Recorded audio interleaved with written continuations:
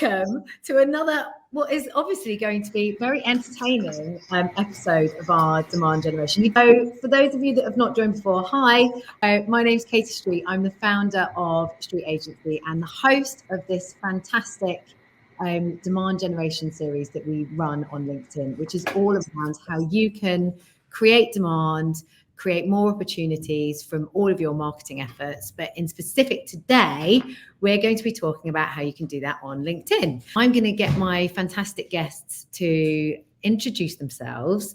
I'm going to kick off with Amelia. Now, Amelia and I sort of met. I don't even know how we met. We met on LinkedIn virtually. Yeah, probably. I feel like most of my friendships and have ended up coming just through LinkedIn. So yeah. Well done, Georgie and Rachel, because you've helped to create an amazing platform. So Amelia is a LinkedIn influencer in her own right, and the things that LinkedIn have enabled Amelia to achieve are quite incredible. So anyway, I'm going to let you introduce yourself, Amelia. Tell our lovely listeners and audience watching a bit more about yourself and how LinkedIn's helped you. I mean, I get the name influencer, so I don't know. No offense to anyone who loves that thing, but I'd like to think that I'm a founder growing in public. And I think that is ultimately what my kind of message is with personal branding. My name's Amelia. Thank you very much for having me, Katie. I'm honored to be here, but also to share the stage with Georgie and Rachel. So thank you so much for including me. I run a personal branding agency called Clout, which I launched off the back of my personal brand, which I built on LinkedIn during kind of 2019, early 2020 period.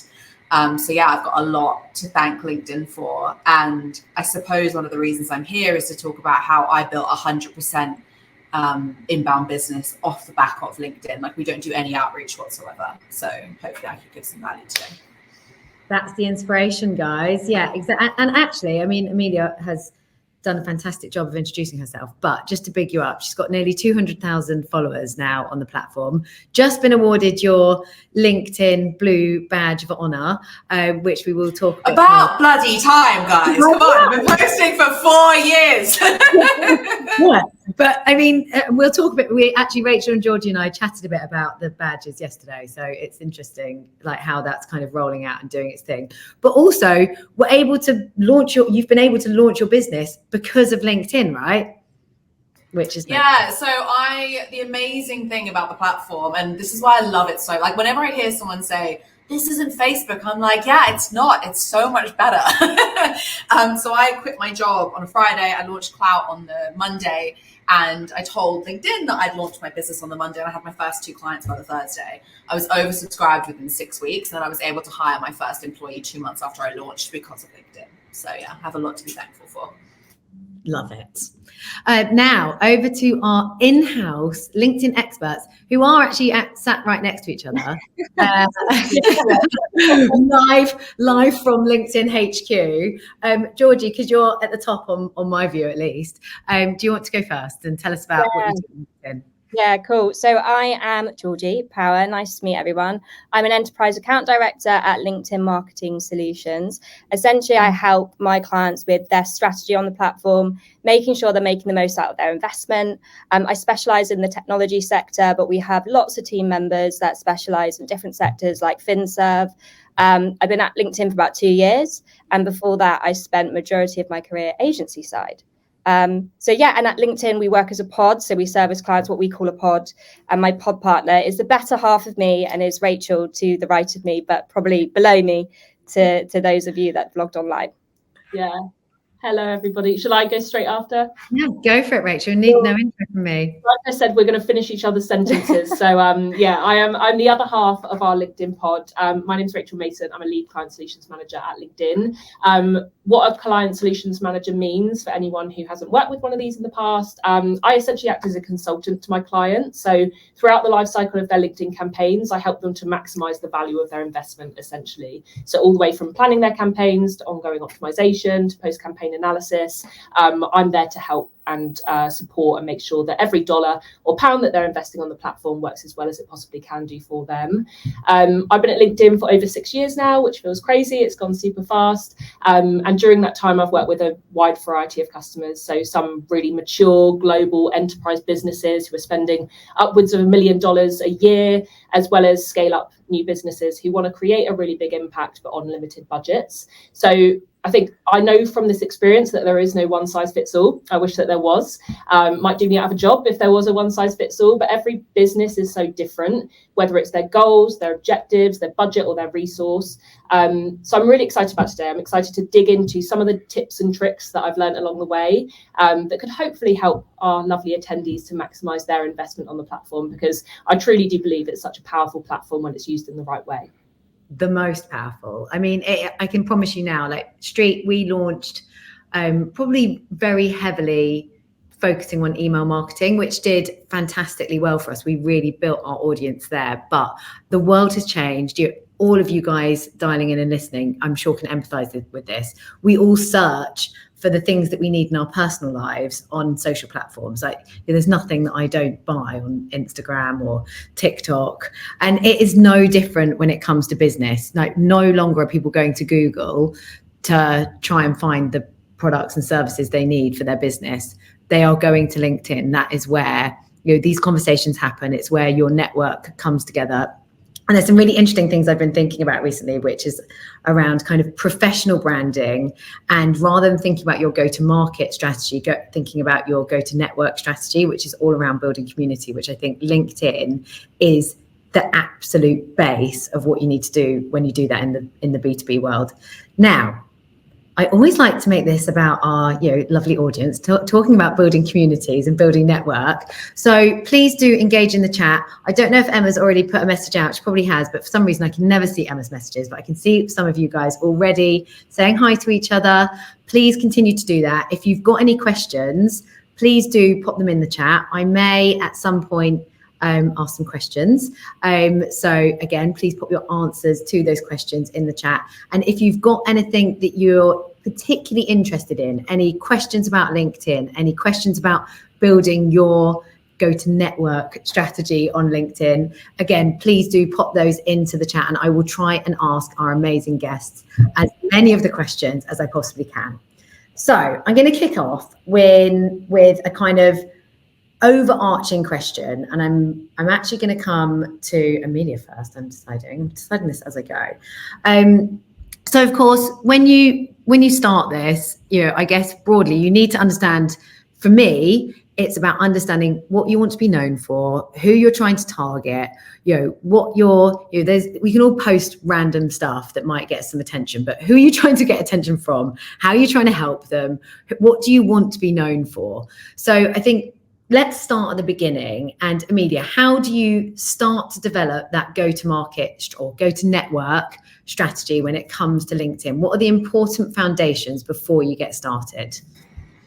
Yeah, I mean, it's a really good question because there's a million different ways in which you can answer. But I think if we're thinking about this strategically from a sales perspective, so we have 3 different types of clients. We have employers, we have founders, and we have people, and that's kind of the way that we like to see it. So it's personal branding for founders, personal branding for employers, personal branding for people, and each one of those people are going to have different objectives, right? I think something that you said a minute ago, which is really, really powerful, is like thinking about this network and thinking about how you can reach people. And to your point around leveraging social media to search for things in your personal life, like I'm going on holiday, I might go on TikTok and be like, where is good places to go on that particular place? Or maybe I want holiday inspiration, so I go to TikTok to find that holiday inspiration. What we all seem to forget, particularly in a B2B marketing world, and also just running a B2B business, is that there is a human being behind that buying decision. And it might not be that they've come to LinkedIn to quote unquote search for that person. They might not even be aware that they have a problem yet, but there is a person behind that buying decision. And humanizing the way in which you interact with people, particularly on platforms like LinkedIn, is ultimately you unlock all of the opportunity. The last thing you want to do is just be like another person on LinkedIn who's sliding into the DMs of a CEO being like, hey, do you want to buy what I'm selling? No one wants to buy what you're selling. Let me tell you that as a shortcut.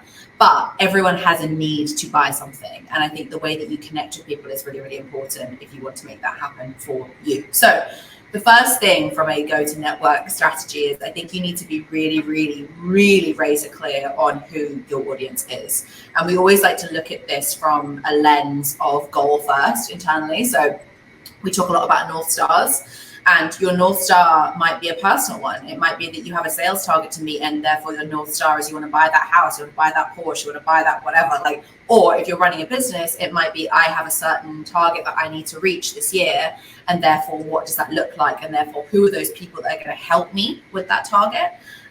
It's kind of like a overall marketing strategy, right? You work out what your goal is, then you figure out who are the audiences that you need to attract to make that goal happen. So I think that's really, really important, particularly on a platform like LinkedIn, when you're seeing these massive creators posting content and getting thousands of likes. Like, you can be very, very distracted by the vanity metrics and the shiny object syndrome of like, I should just be doing what they're doing. But the reality is a lot of these people aren't generating leads. They're generating potentially likes, they're generating potentially lots of people being like, oh my God, you're amazing, let's clap for well done, you're so great, but they're not necessarily generating business. And my primary objective is always going to be generating business. And so having that North Star is really, really important.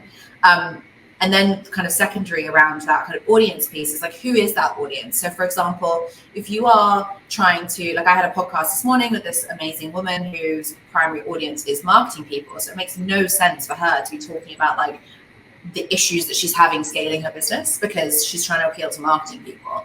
But there might be some real value in her talking about the issues she's having in scaling her marketing, and like highlighting the issues that their marketing team are having, and talking about budgeting problems, and like how there's always like 18 different versions of something before it gets approved, and like the feedback that you get from clients being like, oh, do you mind if I just, you're like, oh, for God's sake, like these are all things that audience are going to relate to, and therefore you're going to find a connectivity with them. And so when you are ready to buy something from you, or you're selling something that they need, you're going to be the first person that they come to. And this is a thing that I think a lot of people get wrong with LinkedIn and social media marketing generally, is they think, well, social media is a distribution channel for me to get sales. Absolutely, 100%, and it always should be. Whether you're building a personal brand or you're building a company brand, this is not a source of validation of your personality. This is a distribution channel for it. It is a source of opportunity, and that is the way that it should be viewed. This is your job. This is not your playtime. And I think making that separation is really, really important.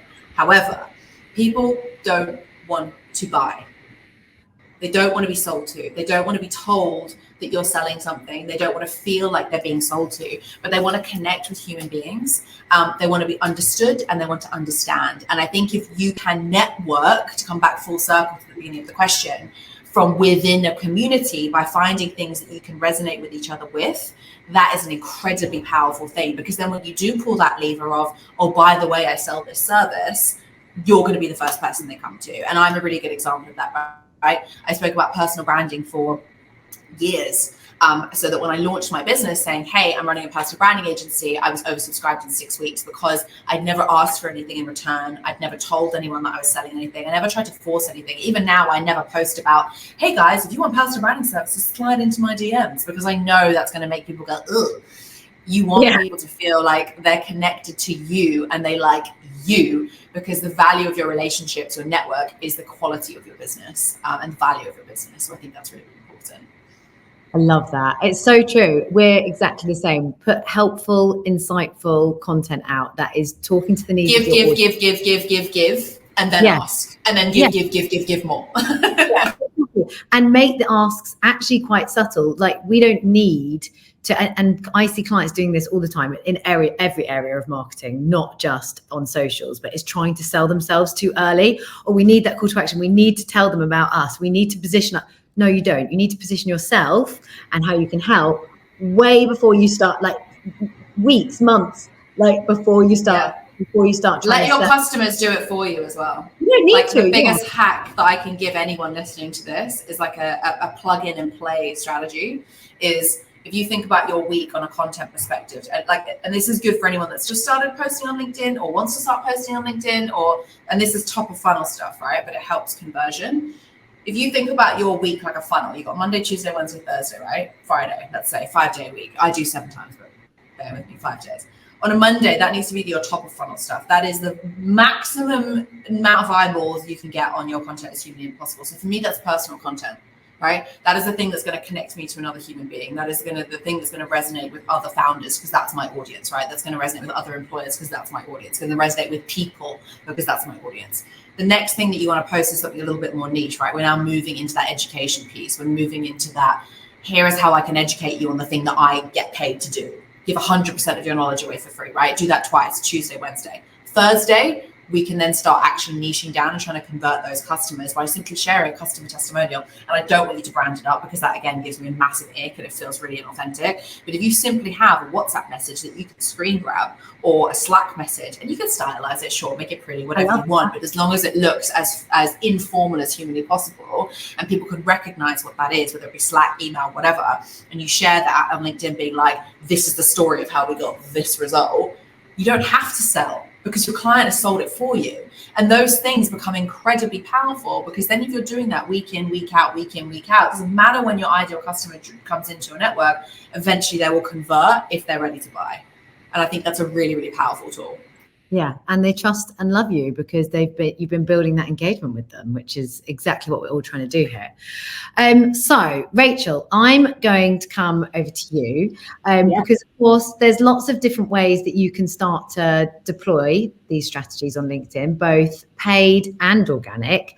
I guess me and Amelia probably kind of, do more of the organic stuff when it comes to our LinkedIn strategies. But let's start with the organic. Like, when someone's looking at starting out on their LinkedIn journey to raise the profile of, and there's two things here, right? There's not just raising their personal profile, which PS, I feel like I'm going to brand up as professional brand rather than personal brand, professional brand, when they're trying to build their professional brand, but also, they may be an employee or their objectives are really to help grow their business or grow sales for their business, or they're a founder of a business.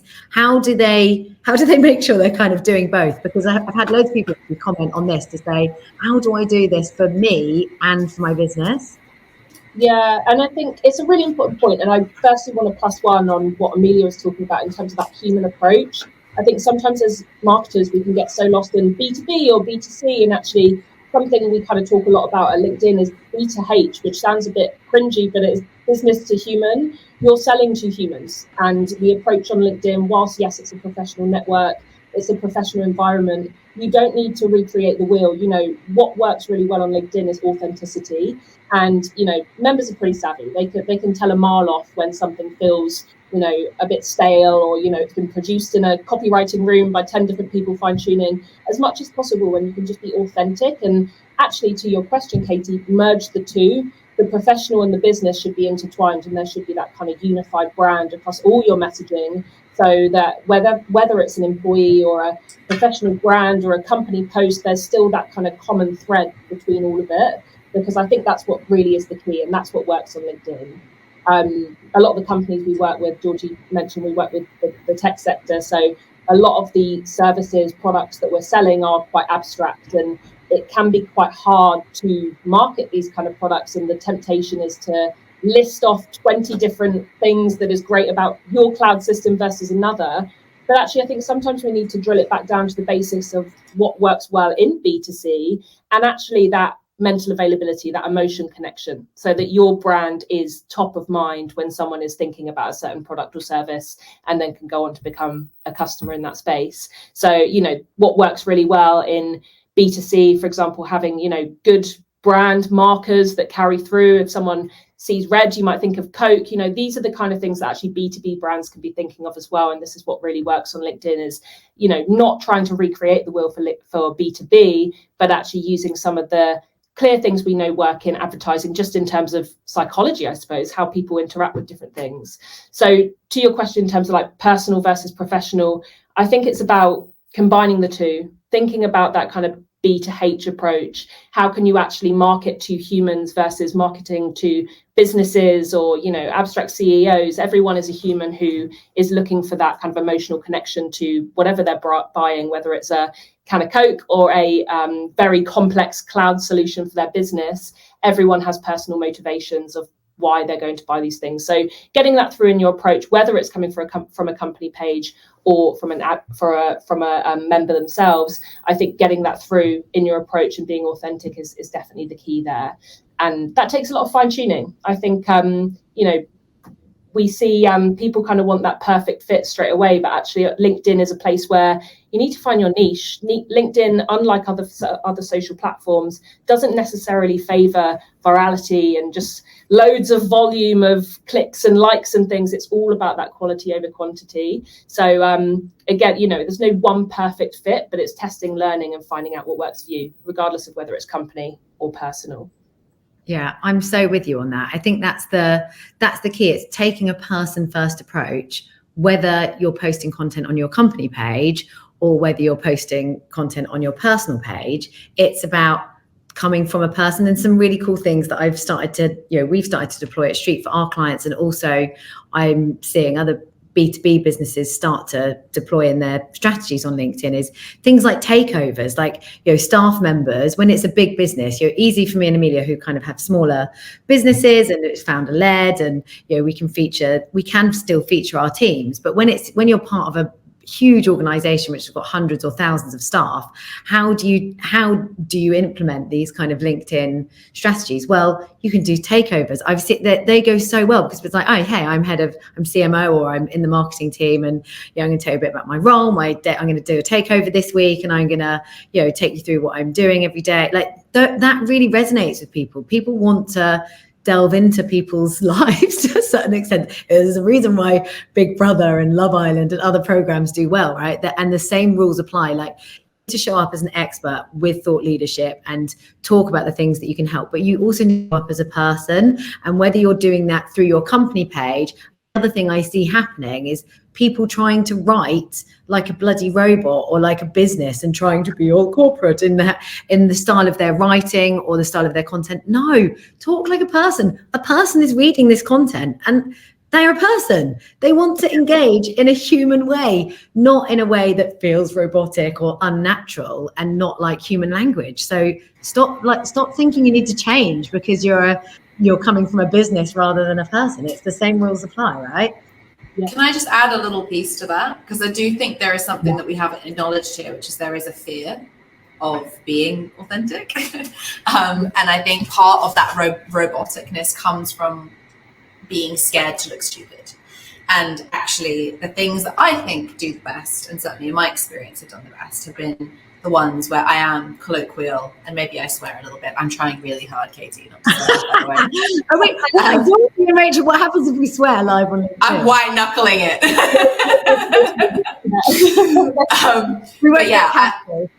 But a really good trick to get over this, right, is that if you write how you speak, and that can be easier said than done. There's a couple of ways you can do that. You can either dictate your thoughts into your phone, which is what I do, A, because I'm lazy, but also B, because it comes out exactly how I say it, including the bad grammar. But the other way that you can do it is when you want to write something, just read it out loud. And if it sounds robotic, it's going to sound robotic to someone else. And I think that is a good little acid test of whether or not something is good for LinkedIn. And sorry to butt in, because I think that's a really important point to land. Someone has mentioned about ChatGPT users. Yes. It is so obvious when someone has used ChatGPT to write their content. It is the same tone, the same voice, the same use of language. Yeah. You can use ChatGPT to the high heavens, and I promise you'll get amazing results from it, but only if you use it to do research. You cannot outsource your personality to an agency, to an AI tool, to a nothing. You need to bring that humanity to your personal brand. It's not a big shiny object that you can fill stuff with and it just goes. It has to be, Rachel nailed it, authentic. ChatGPT is not authentic. It's a tool to help you portray your authenticity, but it should never replace it. Yeah, I'm so with you on that. And I'm a big fan of AI and tools. We've tested most of them. And it's, the way that we use it is we'll put stuff in, we'll do the research, we'll get it back, we'll rewrite things. I can't use ChatGPT or even one of the other cooler tools that we're using at the moment, Jasper, which does start to learn your tone of voice. I still have to rewrite everything because it doesn't get me, but it can help me get further faster. It's about how you utilize these tools, because they can be really, really helpful, but you've got to use them in the right way, because otherwise, exactly as Amelia's just said, you're losing your personality, you're losing your authenticity. So use them, but use them in the right way. And yeah, thank you guys. It sounds like you're writing an article on this, so maybe you can share it with us all afterwards.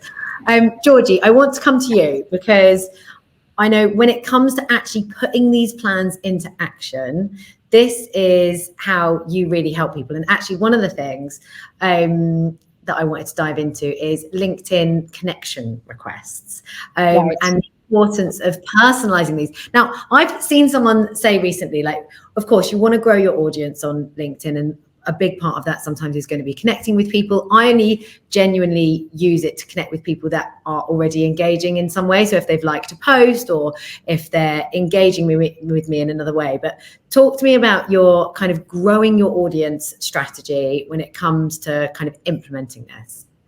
So I guess in terms of personalization, I think everyone on the call and those that are listening, obviously it's important.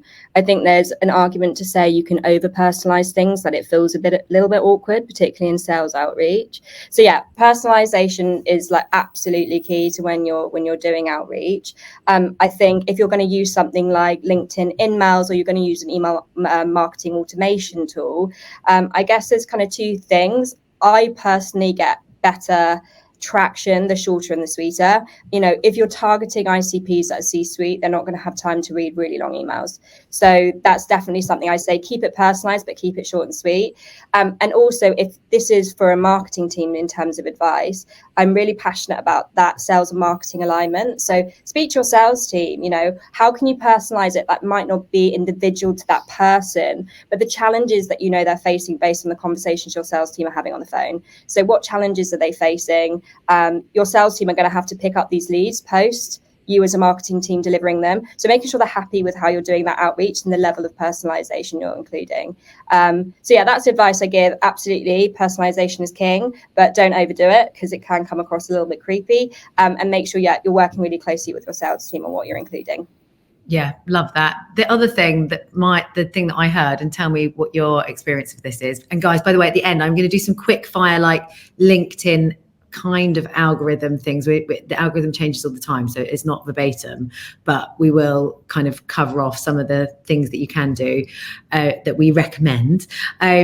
But when it comes to leading those outreach and connection requests, I was listening to someone else on LinkedIn the other day saying that they get better results when they send nothing in the connection request and then they do something in the follow-up. I rarely send anything in the connection request. Yeah, so there what we I go. do, either I'd use Sales Navigator to send a message before I've connected, or I'll connect, send them something, or potentially follow up by email at the same time. But yeah, I rarely do put anything in the connection request unless I've met them at an event or something, you know, following, there's something there. But I normally do kind of the emails beforehand and then send a connection request afterwards.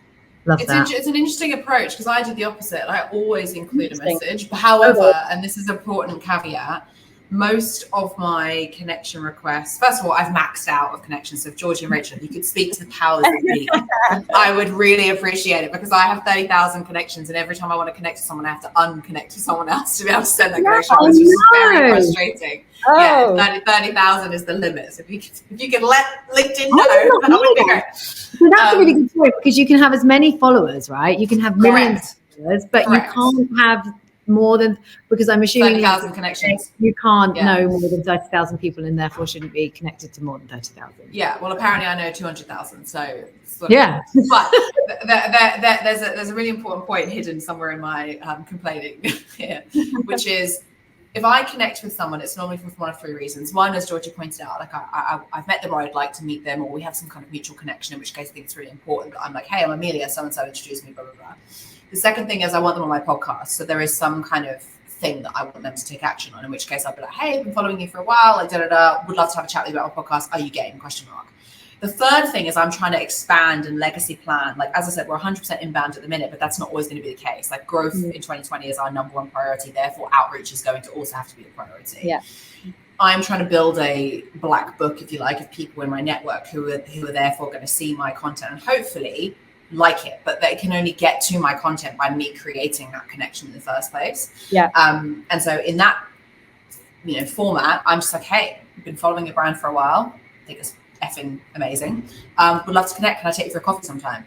And almost always I get a yes. from all of those. And I think it's for two reasons. One, I'm active on social. I talk about what I talk about. I walk the walk. I'm not just some, and I mean this in the loveliest way, person sending a connection request and then immediately going, come and buy from me, because that's like, ugh, no, it's from an authentic, long-term greedy. I'm not trying to sell you anything at the minute, but hopefully we can do business at some point capacity. And I think that's very upfront. But the second thing is I'm forcing that connection, which if you're relying exclusively on people accepting you through like the formality of a message or whatever, quite often you're just another person in the pile. I get about 1,000 connection requests sometimes in a day, and I just say no to all of them. And I imagine there are a lot of decision makers who are in the same position that will have their executive assistants in their DMs just deleting everything. And so I think there is a standout piece here, which is, the whole thing of this is how to get more leads on LinkedIn. Well, you've got to bloody stand out. And to stand out looks like sending a message or engage with their content or send them something that might be relevant to their network or. But you have to think about it in a bit more of a holistic way rather than like this works and this doesn't. You have to find your style. And for me, it's all about people. And I kind of see it a little bit like dating. And I'd never say yes to someone who asked me on a date if they didn't tell me what their name was and why they thought I was cute. So I love that. And I also love the term that you said, Amelia, long-term greedy, because that's true, right? You're in it for the long I have game. to credit one of my very dear friends with that. His name's Oz Rashid. He's also got an amazing personal brand on LinkedIn, so go and check him out if you haven't. But yeah, he always talks about it. He's like, long-term greedy, man. Be long-term greedy. I'm like, yeah. It's so true, though. It's not. Unfortunately, people come to this too late because they haven't done it, and they're going, I need leads now. Yeah. I hate to say this, but there is no, look, there are things like this that you can do. Anything that you do that's in person, a LinkedIn Live, an in-person event, you're going to be able to build rapport and get engagement quicker. That is going to help you upscale your leads. Like both me and Amelia chatted, actually, we said like in COVID times, both of us, I had 3x growth in my business because I regularly did an online webinar. People got to know me. I was able to use a webinar series, and Amelia did it on LinkedIn to grow my, audience and get people to feel like they knew me before they'd met me much more easily, which does scale your opportunities quicker. But of course, the more you do this, the more you show up, the more of your audience are going to see you, the more they trust you, the more they understand how you can help them. You have to be long-term greedy. I think in life, in general, things are, going for a short-term solution is never going to work. So think about what you can do and be patient. Don't bloody give, the amount of clients we've worked with that are like, we haven't seen the result in 6 months. We're going, I'm like, you might not see the results for a year. You've got to people launch a podcast, wait 90 days and then give up because they don't get any results. I was posting for 2 years before I launched my business. And 2 years of posting relentlessly every day, sometimes twice a day, going on every single podcast, every single webinar, doing a weekly LinkedIn series for a whole year before I got a single client. And at LinkedIn, that's what we talk about. We talk about instead of long-term greedy, but I might take that phrase because I enjoy it. We talk about we all love it. What's your future pipeline? Instead of talking about branding, because some businesses still, which does surprise me, don't necessarily believe in the power of brand. But we call it future pipeline because ultimately, if you think of a funnel, if you're not putting things in the top, eventually the things that are coming out is going to slow down. And so the importance of executing that full funnel strategy, you've got your awareness, your consideration or education, as Amelia said, you've got your demand generation, but most importantly, you've got that nurture. As long as you have that full funnel strategy, you will have future pipeline. But if you don't, and you just focus on demand generation, even with nurture, is eventually going to run out, and you're not going to be considered what we also call situational awareness. We have a thing called 95 to 5 rule that the B2B Institute, our think tank, talk about. If you're thinking about the ideal clients that you would love to work with, call that your 100%. 95% of those guys are not going to be ready to buy your business right now. 5% are. And so when that 95% eventually become that 5%, you're going to want to make sure that you're businesses is front of mind, because if it's not, you're missing out. And that's what the future pipeline is. And that's why it's so important to invest in your company kind of branding, but also, as you mentioned, the stakeholders within your business. Because even we've not even spoken about like talent and employee branding. But if you have individuals that are working in businesses that are posting about things that they care about, you know, ethics or things, their passion projects, that's going to really help your employee brand if you're going to scale your business and you want people to join your business as well. So there's loads of benefits that comes from it. And just on that, Georgie, I think it's really important to that point you just made there. People look at this often like an employer branding tool, but they don't realize the value that your employer brand and your EVP has on your sales. We had a client a couple of years ago who won £1 million contract off the back of his Christmas party post. And that is because someone had been following him for 6 months because he'd been building his personal brand, and was like, I love how you treat your team. I love how you took them out and what you did and all that kind of stuff. Let's have a conversation. And then that turned into £1 million contract. So people that kind of separate this professional from personal thing, like I understand that iteration and however you look at it is fine. The reality is it's human to human. It's not B2B or B2C or whatever. It's H to H. And the more human you can make your business, whether you think that's fluffy or not, the more business you're going to do. And that's just how, like, as I said, there's a human being behind that buying decision. And like, they want to work with value aligned businesses. They want to work with companies that treat their team well, etc. And what we're seeing increasingly so is in pitch processes. A lot of businesses can lose out in pitch process, even if they're narrowed down by procurement to be the top 3, if they don't have good green credentials, or they haven't shown their corporate social responsibility through their company branding or through the stakeholders that work for them. So as you said, you know, we talk about personal branding, but also company branding. Like, what's your brand message? What are the proof points that you're going to show through how you turn up on LinkedIn? So when businesses decide that they might possibly work with you, actually they want to, because you're a good business and you do good for people as well. And also the employees get so much more reach. 561% more reach on social media.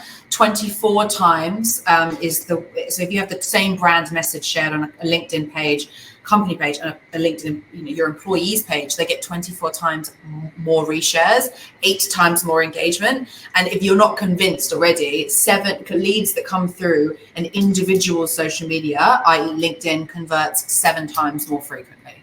So if you're not leveraging your team or your personal founder brand, you are leaving money on the table. The amount of pitches that I've been in up against like massive companies to do workshops and strategy and all this kind of stuff.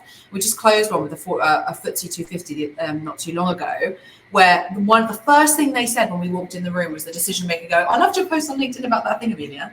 They know who I am.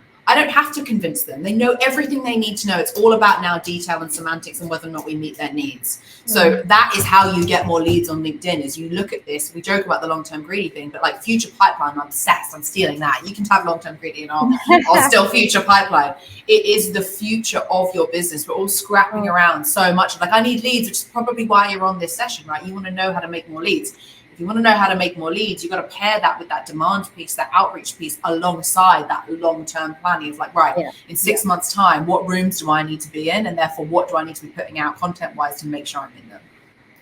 Yeah, people buy from people. It seems so simple, but it's so true at every thread of it. And I think if we're thinking about future pipeline as well, the next generation, you know, the Gen Z, that's going to become more and more the norm, where we are having this human to human interaction, and things like green agenda is going to become more and more top of companies' agendas, quite rightly. All of these things need to come through versus just here's the product or service I'm selling. It's here's everything my business stands for. Here's everything my personal brand stands for. And that's what people invest in. Like you say, Amelia, then it comes down to the semantics of the XYZ deal, but actually people need to understand that overarching, what do you stand for? What are you bringing to the table? What's your values? And people really care about that. And I think LinkedIn is the environment where those conversations are happening more than anywhere else. And that's what people need to capitalize on. And it's just kind of, taking that step into taking faith and kind of giving it a go and talking about things that matter to you. And then you'll find your voice. That is really the key, not overthinking it, trying to be too corporate. It is really as simple as, what does your business stand for? Talk about that through your employees, through your company page. That's what people invest in, and that is what's going to drive the leads. I'm looking at all the lovely questions coming in. Thanks, guys, by the way. And we're going to try and cover as many of these as possible. A couple of things. One that Georgie's already mentioned is the B2B Marketing Institute on LinkedIn, which I love. And the stat that Georgie, you referenced around, essentially, in the world of B2B, only 5% of your audience that you want to sell to want and need your services on the day that you want to sell to them. So if you're only ever trying to sell and you're not doing all this stuff that we're talking about, you are missing talking to 95% of your audience because you're only ever trying to sell to 5%, if that makes sense. That is basically what I founded my business upon, and is the kind of overarching thing for everything that we're talking about today. But what I want to kind of clarify is there's lots of questions coming in about the different things, tactics, algorithm hacks, what you should do, what you shouldn't do. And there are some things that you should do and you shouldn't do. And we're going to try and cover off the things that I'm allowed to ask Rachel and Georgie. And there are some that I might ask, which I'm probably not allowed, but you don't have to answer. But the key to all of this, guys, and this is what I know Amelia, Georgie and Rachel will all echo, is don't actually think about that. Put out valuable, helpful content in a way that feels natural to you. For some people that's written, for some people that's video, for some people that's doing things like this, for some people that's doing a podcast, for some people that's doing in-person events, recording content when you're there, for some people that's writing things with a photo. Like, don't worry about how you're doing it. Do it in a way that feels natural to you. Make sure you know who you're talking to, why you're talking to them, and what you're trying to get, what you're trying to be known for. And don't worry about the hacks, because I can promise you now the algorithm's going to continue to change. Whether you post a selfie of yourself, or whether you post a video of yourself, or whether you have a slide share that has more clicks so the algorithm likes it. Those are all things that you can do that might help, but do what feels natural and put out valuable content. I think those that for me I've always done. And yeah, I try to do different things. I make sure my content is diverse, but the reality is put good out. Put helpful content out that is talking to the needs of your audience, the things that are keeping them up at night. That's what you need to talk about. And that's really it. I don't know, Rachel, Georgie, Amelia, if you've got anything to add to that, but that is my kind of broad umbrella view. Yeah, I think you captured it perfectly. And I think the only thing I would add is, if anyone needs just a really clear, simple framework to follow of how to kind of do that in a scalable way, we have something called the Share Opinion Advice Framework. And it's not just sharing, something that's interesting maybe, or a piece of information. Share that information, then give your opinion on it, and then ask advice on it. Because LinkedIn really favors those meaningful conversations. So it's put out your information, your opinion on a subject matter, but try and prompt that conversation from your audience about it as well, because that is what's going to scale your post. That's what's going to increase the reach and help you reach more prospective customers, is creating that conversation. So the algorithm changes a lot, and there's lots of different things that impacts that. But I think when you are being very authentic to yourself and creating that conversation by using this Share Opinion Advice framework, that's what's going to help you to reach more people, be interesting, get people to come to you, create these communities. And that's what LinkedIn really favors as the bottom line. Like I say, it's not just all about volume for volume's sake. It's those really meaningful connections, the communities that you can foster, and the conversations you can both be a part of and amplify through your marketing. The company content as well that wins the most is, if you think about it, I always think start with who is your ideal audience? Who are sales winning with? Where are they winning pitches? Can you take that as inspo to work out who your ICP is? You'll probably tier it based gold, silver. And then within those tierings, what are their challenges? What are you trying to solve for them? Then develop your content. Because if you're going to develop content and then think, right, I've written this amazing white paper, how do I retrofit that to the audience I'm trying to win? And it doesn't work as well. It's not as authentic. It doesn't work. And LinkedIn, in terms of like how your ad will perform if you're putting a paid ad out there, creative is king. That will, get you reaching your target audience over someone that's spending more on the platform, is making sure your content is really relevant to the audience you're going after and to the challenges they're facing. And that's where also client testimonials, Amelia said at the start of the call, are really, really powerful, because it also helps you break into industries that maybe you don't have the experience in, but it's challenge led. So you can talk about that. So yeah, I definitely say look at who your ICPs are before you develop your content, rather than the other way around.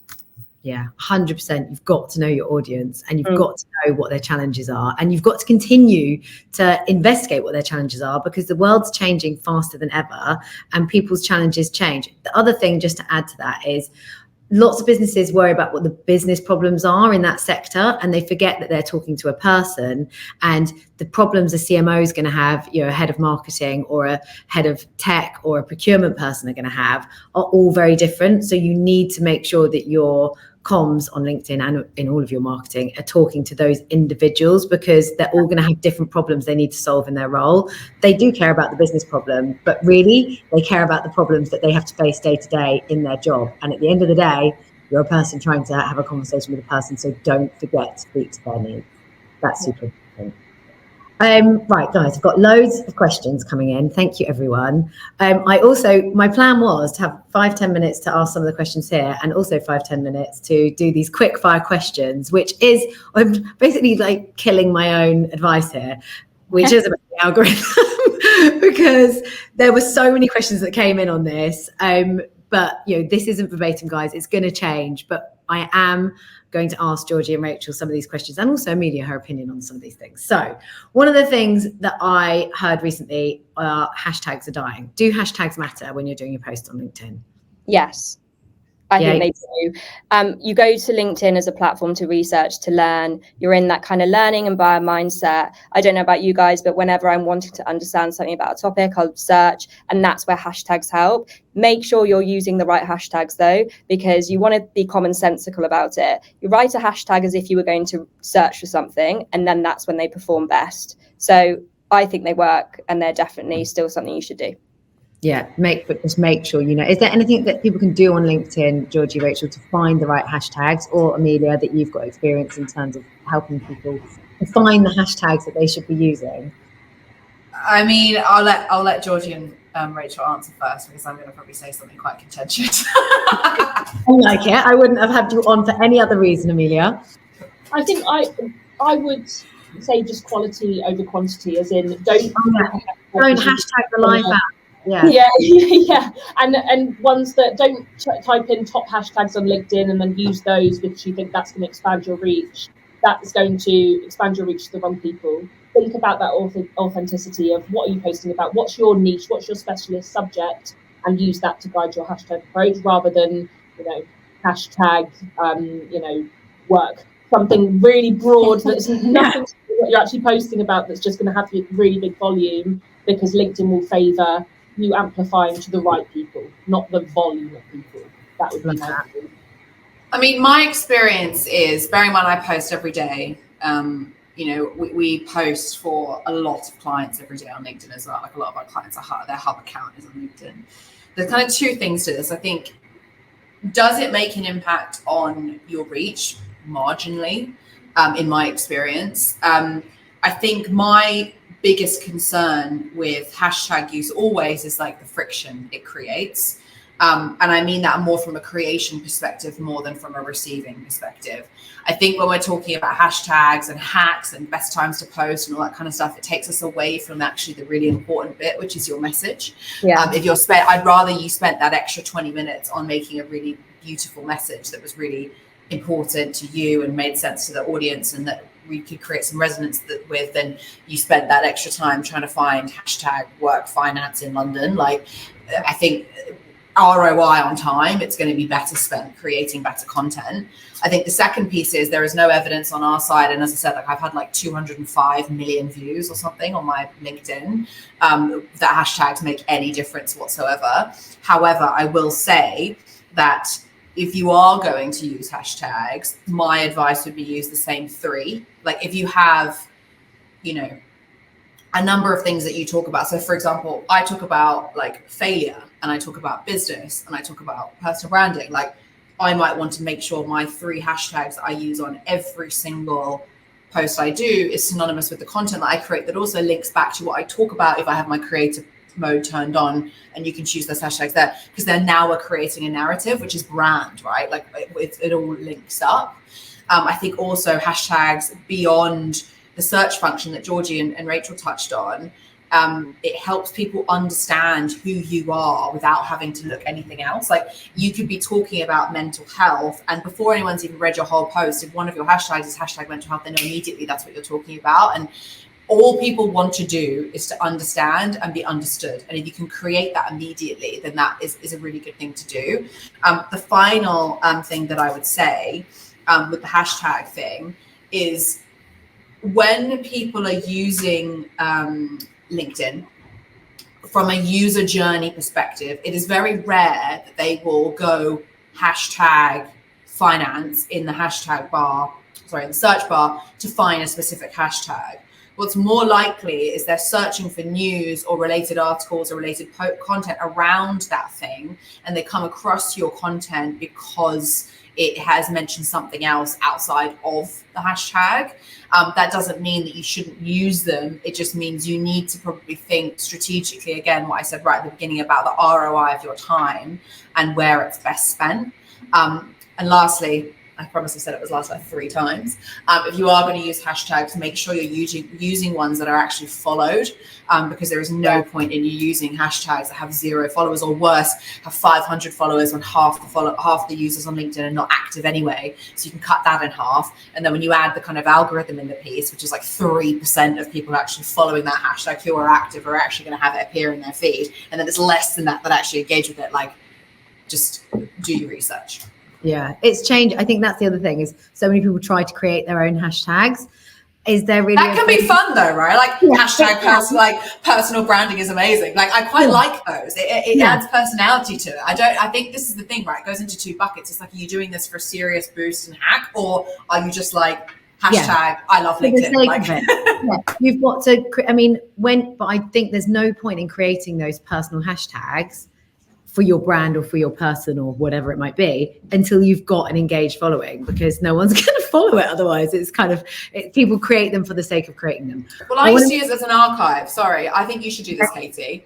Yes. Do it as an archive. Hashtag, like, marketing the madness. Oh, yes, to find so that everyone can go back. If you want to look back at any of our past episodes, just look at hashtag marketing the madness, and then it's like an archive of everything that you've done. That's cool. That's actually really good use of hashtags. Yeah. Yeah, exactly. If you want to find more of our content, so I love that. Great idea, Amelia. I'm stealing that one. That's what this is about. Oh gosh, I've got so many questions. I'm going to try and ask the best one. So, Amelia, you referenced that about time of day. Don't worry about time of day posting. And I'm finding this more now. There has been some recent major changes to the LinkedIn platform. Nodding away, Rachel and Georgie, which means I'm really noticing like past content of mine that's ages old that I would never usually have got noticed is now getting noticed much later. So the time of day posting, it always used to be like post between 7 a.m. and 11 a.m. Of course, because LinkedIn's a business profile, a business thing, you're going to do better. Post on Instagram at 6 o'clock, probably going to do slightly better posting in the morning when people are actually at work and looking on LinkedIn. It makes sense, right? Obviously. But actually, if you've got quality content, I've noticed sometimes posts that I post because I can't post till later because I'm at an event or something till 7, 8, 9 at night. If it's quality content, it still smashes and it will still be getting likes and content and engagement weeks, months, sometimes afterwards. So the algorithm is changing, right, guys? Am I right in thinking that? In terms of how the algorithms changed, I mean, there's a lot of complexities in that. There's no kind of like one black and white rule, and we'd probably be out of jobs if there was like a black and white, this is the perfect guidebook of how you can do things, because there's so many nuances in terms of your business, your posts, etc. What I will say is I think the key is consistency, and the algorithm will favor consistency. So if you're posting a lot and then you go dark for 6 months, and this goes for individuals, but also very importantly for companies who are putting money behind their campaigns, they might advertise a big campaign in one burst over a month, but then they're dark for the next 6 months. That's the kind of thing where people come and they say, I'm not seeing very good results from my posts. It's because you're not being consistent in your approach. People, if you're not front of mind in front of people, they're not going to engage with you as much as they would if you're consistent in your approach. You have that planned calendar, the framework that you're working to in terms of how you post. But also, if you're posting from a company, if you're actually using Campaign Manager and posting campaigns,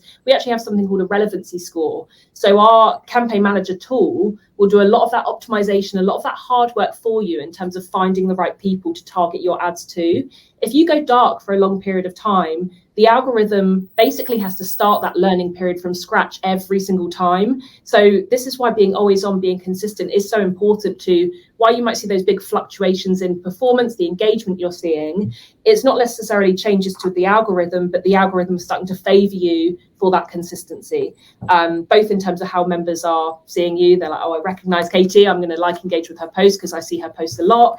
But also just the platform will favor your posts and show those to more people because you're being consistent. It has more power of insights about how you're posting, the right time of day to show your post to people, and it can use that data to do the things that are going to make your campaigns work better. So an always on approach makes sense from a marketing strategy standpoint, but also on LinkedIn, it's just important for making sure the tool can work as hard as it can do for you. Think of LinkedIn as your campaign manager. You just need to give it the post so it can get the data to learn from that and then optimize around that data that it gathers. Love that. I always say that. Oh, sorry, Katie. No, you. Well, let me. I have a habit of doing that. I'm such an interrupter. Me and Amelia. Can you imagine, Amelia, if we just had a thing together? We were just constantly talking over each other. One thing I was just going to add to that is I'm such a strong believer that in everything in life, consistency is absolutely key. If you don't show up regularly, you're disappearing. I did a post about this the other day. I was like, don't expect people to find you if you're not there. It's so obvious, but people forget. It's the simplest thing. I try to, and I probably in the last 6 months, I've always posted on LinkedIn, but I've really upped my game in the past 6 to 9 months, where I'm regularly posting pretty much every single day. Valuable, helpful content. I write it myself. I think of it myself on the morning of the day. It's something that I probably would never let go of because I want it to be authentic. I want it to be me. But it goes for everything. The same with email campaigns, like me doing the podcast every week. There's a reason that I show up, because if I'm not there, my audience are going to go somewhere else and listen to someone else. So whatever you're doing, consistency is absolutely key. Guys, also, it is 3:00. I appreciate this is kind of supposed to be an hour. We may go. Is everyone okay if we go 5-10 minutes over? Because there's so much more to cover. We're going to stay on. Of course, leave if you want to leave. This is being recorded and it will be live on our the business page on LinkedIn. As soon as we end it, it pretty much goes live. So it will be there if you need to drop off, but hopefully some of you stay. Amelia, after I just spoke for 3 minutes, your turn. No, look, I think the number one thing, it's not sexy, it's not cool, but consistency pays. Building a personal brand, generating leads, future pipeline, getting the sexiest body of your life, or having a marriage that works. It's 10% the skill, 90% the consistency, right? 10% content, 90% consistency in posting it. I'm not sitting on, nearly 200,000 followers on LinkedIn and also 20K on Instagram, 1 million on TikTok, etc. because I make amazing content. I'm exactly the same as everyone else. I might be a bit louder and a bit more obnoxious. I remember when I got my LinkedIn badge, I said to my brother, I've got LinkedIn top voice. And he goes, does that mean it's because you're the most loud and obnoxious person on the platform? I was like, yeah, that's exactly what that means. I was like, nothing like a sibling to humble you when things are going well. But the point still stands. I'm not any different to anyone else. I've just been really, really consistent in it. And that is the same for, pretty much every quote unquote successful person that you've ever seen in any capacity. They've just done it longer. I always think that there are, if you're an ambitious person, whether you're trying to make sales or you want to have an amazing marriage or you want to have amazing, parenting skills, etc. You either keep going until it works or you give up before it does. And you just have to keep going with it and figure it out. There is no silver bullet here. No. Just play the long game, be long-term greedy. Yeah, keep trying. One question I did have, now there's stats that have already been referred to on this session around you get much better reach when you post from a personal page than you do a business page. Georgie, Rachel, tell me, is that true? Or is it does the platform prefer people posting, or is it just the kind of content that's coming? we see that for us, for our clients. I'm always getting my clients to try and post as people, but is it true? Does the platform prefer people posts rather than business posts? I think here is like a politician's answer in terms of it. Yeah, I know, Soz. It depends, and genuinely there is no black and white on this, and I think, as you say, it really does depend on the kind of content that you're posting. We've spoken a lot today about, you know, people buy from people, and that human approach is so important, but there is still absolutely a place on LinkedIn for company content and content that's coming that can reiterate your brand, your values as a brand, and sometimes that needs to come from a company page, either for better scale or to reiterate your values as a brand and to get it across in that way. So I think in an ideal state, there's no kind of preference of one over the other, but an ideal state is the two work hand in hand. Yeah. I think there should definitely be that unified brand approach to have the best success, both in terms of LinkedIn algorithm, you know, that is going to definitely work in your favor, but also driving leads, what we all want to achieve. You need to tailor the approach depending on your objective and what you're trying to achieve, the kind of content you have. Very grey area answer, but there is no black and white preference of one or the other. You just need to tweak and tailor your approach depending on the kind of content you have, the tone of voice for each respectively. Also depends on the followers, right? Like on a company page, you might not have the same type of followers as you'll have on an individual's page.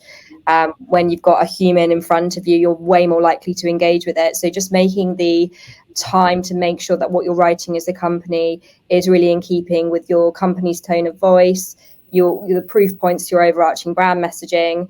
And like you said, like employee takeovers are great because they see the people behind the business, and just being creative with the way that you post on the company page. Some of the stuff we help our clients with is looking at putting a bit of spend behind improving the followers that you have on your company page. So when you start posting organically, it gets that better engagement. So I think it's also that kind of combination of organic and paid strategy helping to boost both you as an individual through the likes of thought leader ads, but also through your company page with the likes of follower ads that you can put on the company page. So they've got a place for both of them, and it's important that you're consistent and always on with both.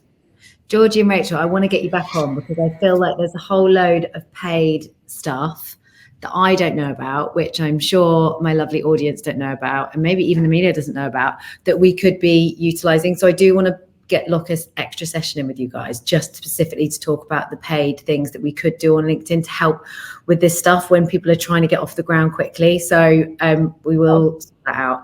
Another mean question, but everyone is talking about it. So, I've got to ask. The TikTok, sorry, not in the brief, guys. I'm naughty. Right, the TikTok LinkedIn. Is it coming? Are you allowed to tell us anything? I know I'm breaking all the rules by asking, but someone has asked in the chat, so not just me. Is this kind of video TikTok-y side of LinkedIn on its way, or are you not allowed to say? I mean, honestly, we don't know if it is. It's news to us. We've seen things about it, but we don't know yet what that will look like. What I will say is, if you're wanting to boost your personal brand through paid activity outside of the TikTok stuff, which maybe when you get us on next we can talk about, look into thought leader ads for non-employees to help boost your clients' testimonials and your perceived endorsement by other brands. That's a great way to you can put video content in it. That's a great way to kind of get boost of your video thought leadership content. But TikTok stuff, not entirely sure. Yes, fine. Watch this space, basically. Things are changing, guys. Things are always changing. I think I've probably exhausted all my questions. Well, I haven't. There's loads more, but I've exhausted everyone's time. We're at 6 minutes over. I'm going to ask you all for one little tip that people that are listening, and try and do a different one if someone steals what you're going to say. One thing that people can go and do to help grow their leads and opportunities on LinkedIn. Rachel, I'm going to come to you first. I would say biggest opportunity, if you're going to go and only do one thing, I would rewrite your content and come up with a customer case study or a success story, because people buy from people. So tell a story of when you have helped someone that someone can be inspired with. I think that's a really good scalable way that everyone should have some sort of human success story that they can talk about, whether it's in a formal white papered case study or just anecdotally, writing as a member. I think that's a really good way to pique interest of our members. And if you're not also doing it, you should be. I love what Amelia said actually there, and I'm looking at Emma, who's sat opposite me, who runs our marketing, to say, like, almost not screen grabbing, but designing something like looks like a message on Slack or an email or a WhatsApp message that's just really simple with their picture, just showing that endorsement. Like, how lovely is that? Like, so easy. And ask for LinkedIn recommendations as well. I'm actually starting to do that again with my clients, and I've had some lovely ones, so go check them out, guys. Georgie, from you, one thing that people can go and do. Sit down. If you're marketing, sit down with your sales team. If you're sales, sit down with your marketing team. Make sure you're aligned. It's such a big thing that I don't think people do, and it's such an easy win to get you all on the same page. Businesses that are aligned from a sales and marketing perspective do better. Your lead generation will be better, your marketing content will be better, your customers will be happier. So get everyone in a room and make sure that you're communicating. Love that. So important and often missed. Amelia? It wouldn't be a personal branding, and Amelia Solel, without saying personal branding. First thing is post content.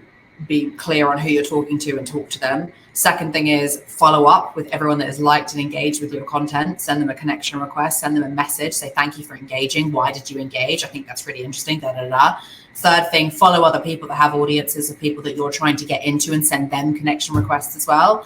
And the final thing is, and this is really, really important, I saw it mentioned in the comments, but there wasn't an opportunity to mention it, voice notes. If you voice note someone, there's a curiosity piece, which means they have to listen to it, which means you have a huge opportunity because the door is already creaked open to be able to sell yourself and sell what you're selling and tell people why they should be speaking to you in that 1 minute that you have, which is unignorable. Someone can delete your message, they can't delete a voice note because curiosity gets the better of you. I've won huge contracts as a recruiter, which everyone hates, by the way. People hate recruiters. I won huge contracts for the likes of YouGov, GWI, massive businesses off the back of voice noting their CEOs and saying, hey, I'm Amelia, here's why we should have a conversation. So that would be my advice. I love that. I'm a huge fan of voice notes, as anyone who knows me well will know, because all I do is voice note people. Not for that reason, but I'm going to deploy that across the team now. So great advice.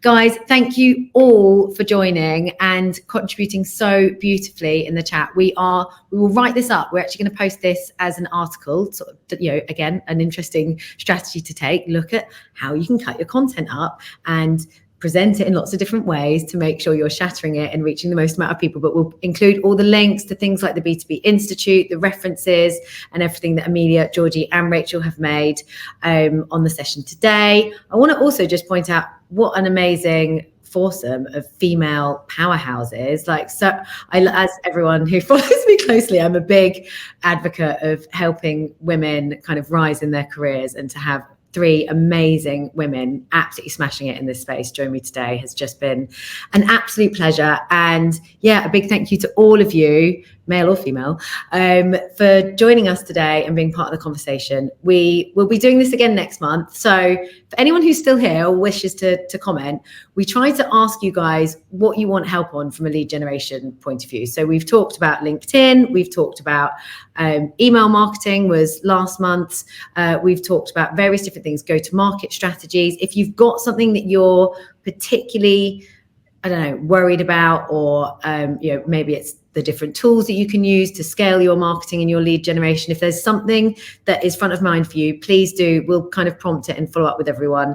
Please do feel free to comment and ask. Tell me what you want to hear about, because I want to make this all about you guys.